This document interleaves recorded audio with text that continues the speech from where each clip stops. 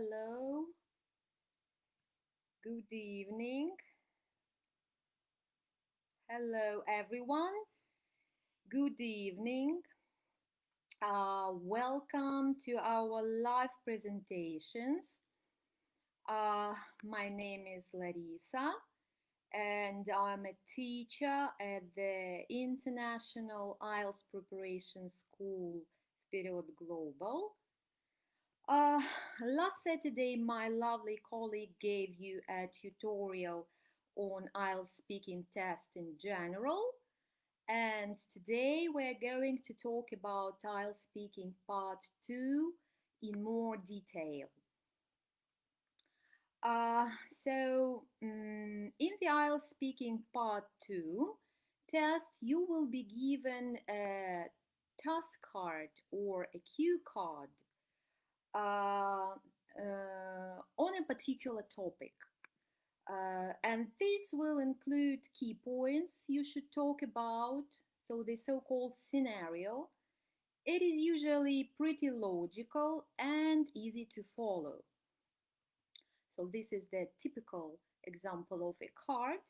So you will be given 1 minute to prepare, to talk about the topic. A pencil and a paper will be provided for you to make notes. Then you will have to talk for about 2 minutes. And after that, the examiner will ask you 2-3 questions on the same topic. So part 2 takes 3-4 minutes in total. So part 2 speaking test is supposed to test your ability to speak naturally about a certain topic. And as long as the IELTS task cards change several times a year and topics are replaced, it is almost impossible for students to know and memorize pre-prepared answers for possible cards that could appear in their test. But if you can't predict what the topic of your cue card will be, it doesn't mean that you can't prepare for it. Apparently, even though the particular topics of the cards change, the type of language you need to produce repeats again and again. And that is what I would like to talk about today. 8 types of cue cards that repeat again and again, and what you can do to prepare for them well. So, while most students focus on the topic of the cue cards when they prepare, what many forget is the importance of the type of the language they're being asked to produce. In fact, if we ignore the topic of the card itself, but focus more on the function of the language, the cards can be roughly broken down into 8 broad categories, each having their own challenges. So let's have a look in each category in turn, so you can be sure that you are able to answer them all. So number 1 is IELTS cue cards that ask you to describe an event in the past. So describe a holiday you recently had, describe a party that you have attended and liked. This is probably the most common type of cue card and the one that you definitely have to be prepared for. The main problem for students here is using past tenses throughout the response. Even high-level students can move from the past to the present if they are not careful enough. I would recommend that when you practice this type of card, you record yourself and check your tenses. Are you always using past tenses to discuss the past? Or do you forget and start using present tenses? Take particular care of simple verbs like get, do, have, and be.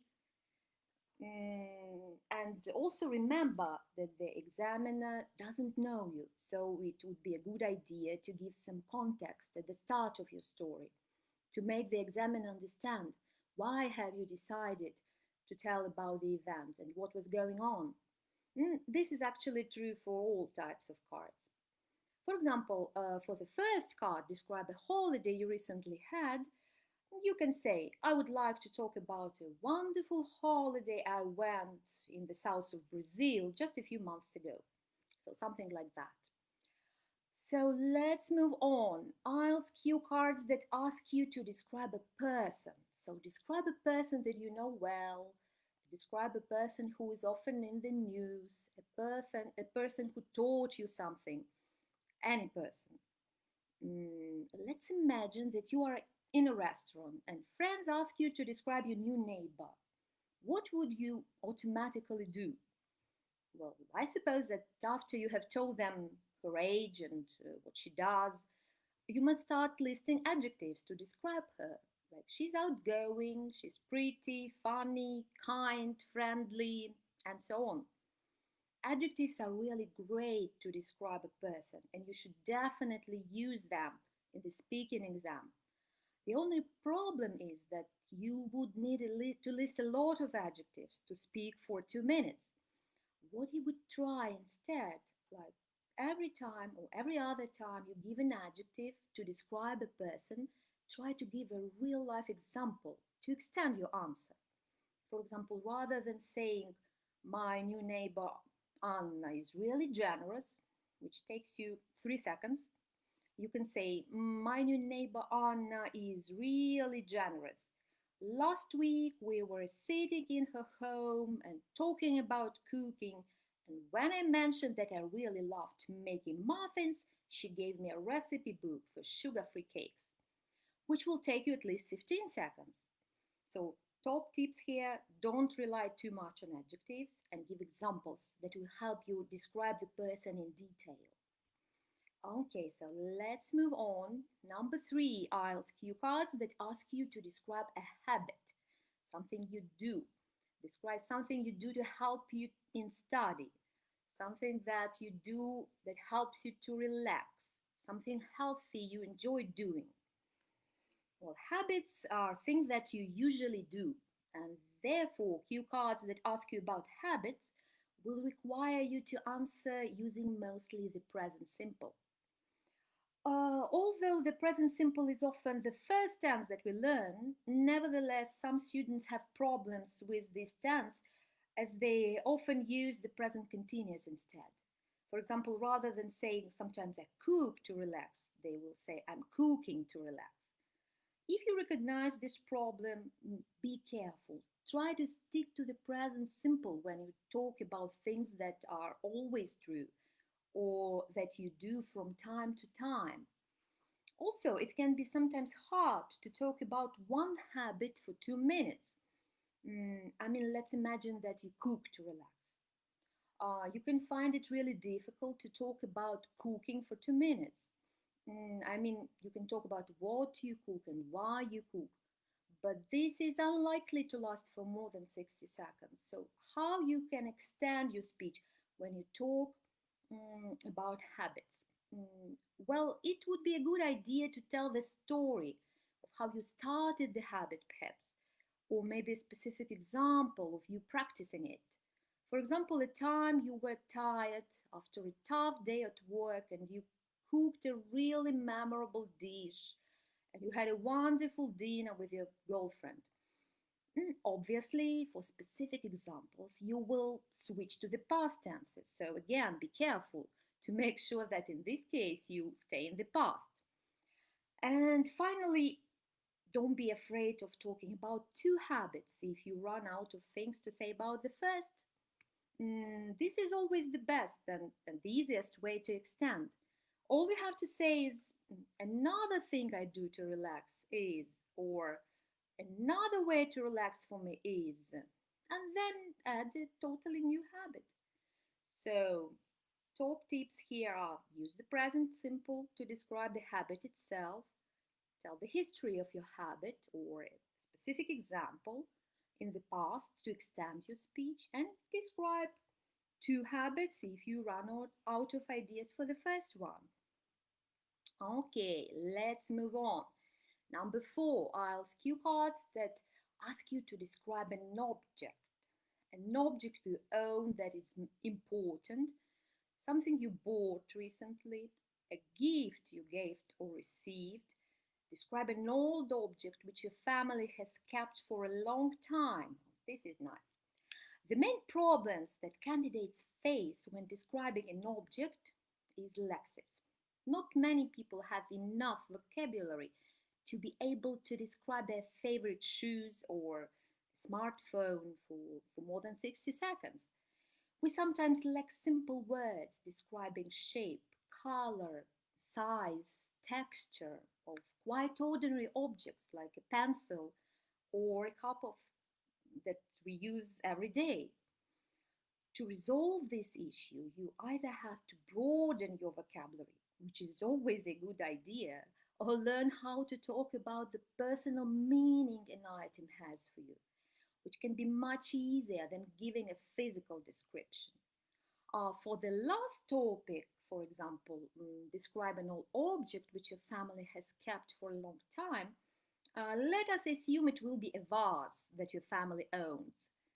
It would be great to focus on why the object is important, what is the story of the vase, rather than an actual description of the vase itself, which is rather short. Also, making comparisons can be a great way of making a simple description of a complicated thing. For example, if you are describing a musical instrument, it's much easier to say, so I'm going to describe a mandolin, which is a type of musical instrument a bit like a guitar. Then it is to say, so I would like to describe a mandolin, which is a musical instrument with 4 pair of metal strings and a round back. So top tips here, like make sure you have the vocabulary to describe objects and give some comparisons. Comparisons are great describing the object. Okay, let's move further. Number 5, IELTS cue cards that ask you to describe a place, a historical building, a place you remember, a place you often go to relax, a place of you want to read and write, and so on. So lots of places, any kinds of places. So cue cards that ask you to describe places are very similar to those that ask you to describe objects. They are testing your vocabulary. You are going to struggle describing a building if you don't know basic words like ceiling, roof, facade, walls, carpet, and so on. In the same way, describing towns without knowing phrases like city center or downtown, in the suburbs, on the coast, in the middle of the square, or close to the mountains, is also going to be difficult. There are no real shortcuts here.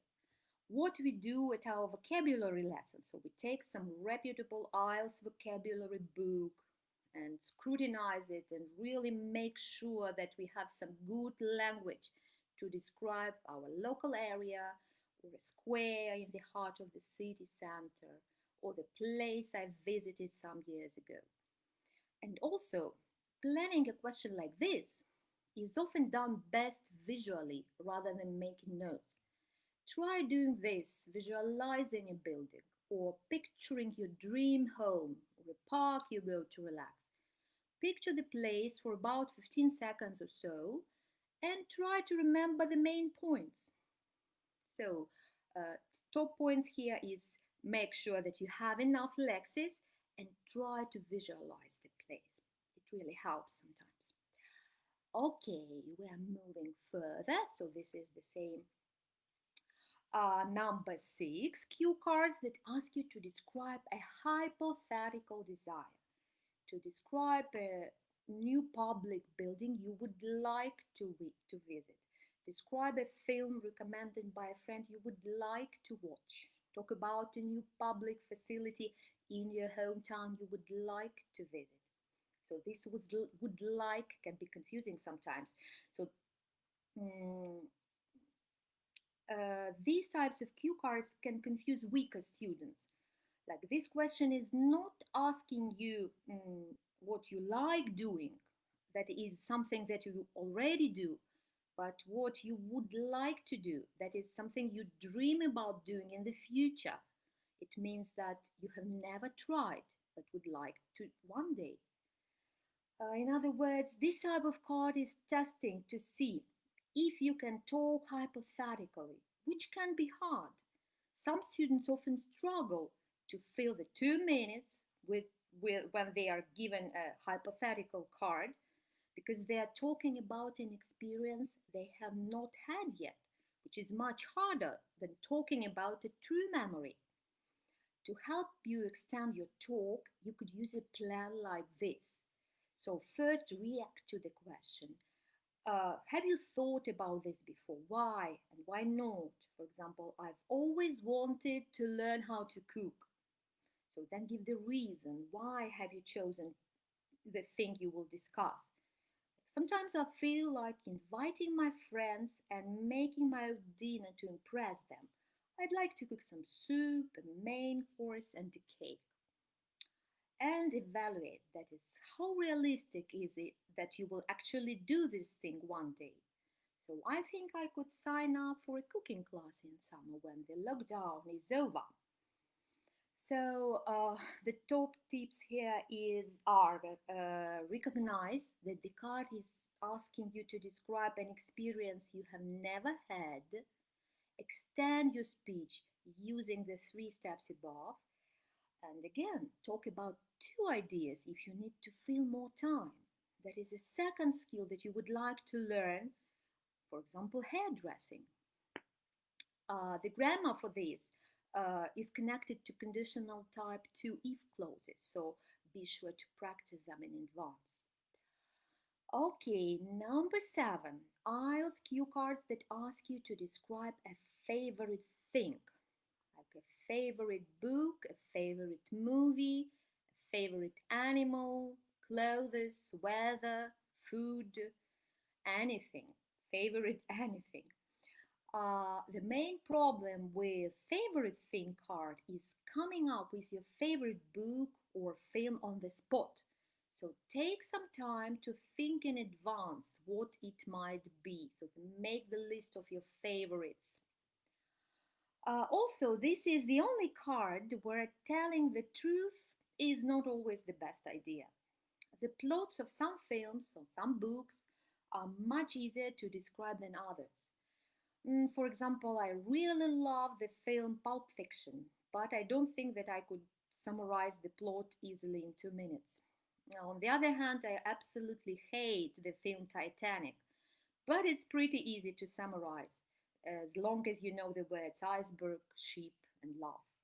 Or maybe your favorite animal is a dog, but as long as there are so many breeds and the dogs are so varied in size and shape and color, that it can be challenging to describe just a dog in general. But in case, let's say, with a giraffe or an elephant, it looks much easier. So the color is specific, the habitat is specific, the body is specific, like a long neck, a trunk, the highest or the biggest animal, and so on. So my point is that you should think not just about the truth, but what you can actually describe and how easy it is to describe. Okay, and finally, number 8, IELTS cue cards that ask you to describe a cultural event or a cultural item. Like describe a food that is eaten at a special time in your country. Describe a national festival, traditional product, interesting tradition. So very interesting cue cards. And the main problem here is that students often struggle when describing their own culture because they need to use specific words they do not have an English translation. Or they do, but the student has no idea what the translation is. The advice here would be don't try to translate. For example, the card asks you to describe a food festival. And in Orthodox culture, we have such a wonderful event like Maslenitsa, when many people bake pancakes at home and there is an outdoor celebration that is connected to upcoming Easter and so on. And there is a kind of translation for this word, which is shroud-tied, but trying to find it if you don't know for sure is a waste of time. Instead of pausing to search for a translation which will affect your score for fluency and coherence, just tell the examiner the word in your local language. For example, every spring, around 40 days before Easter, we have a week when we bake lots of pancakes and celebrate the arrival of spring. People make a woman effigy and burn it. I don't know what the word is in English, but we call it Maslenitsa. This is 100% fine and much more natural than trying to give a translation. Also, even if the examiner is from your country, it's totally fine to explain the local tradition to them as if they have never heard of it before. Even though that might seem strange, you will describe an event fully then. Also, in this type of cards, you may be asked to describe a particular event you have never been to. For example, the card asks you to describe a wedding, but you've never been to the wedding. What to do? You could say, for example, honestly speaking, I've never been to a wedding before. But traditionally, in our culture, the wedding is the church ceremony or the civil ceremony that is followed by a celebration in the restaurant. And here you can bring up some wedding type of languages: the bride, the groom, relatives, photographer, flower decorations, cake, and so on. So talk about how the event is being held traditionally if you don't have personal experience. So the top tips here: don't worry about using words from your native language to describe cultural items if you don't know the translation or don't remember it. Just explain clearly what it is. Even if the examiner is from your country, pretend that they have never heard of the event or the item so that you can describe it fully. You will have much more freedom then.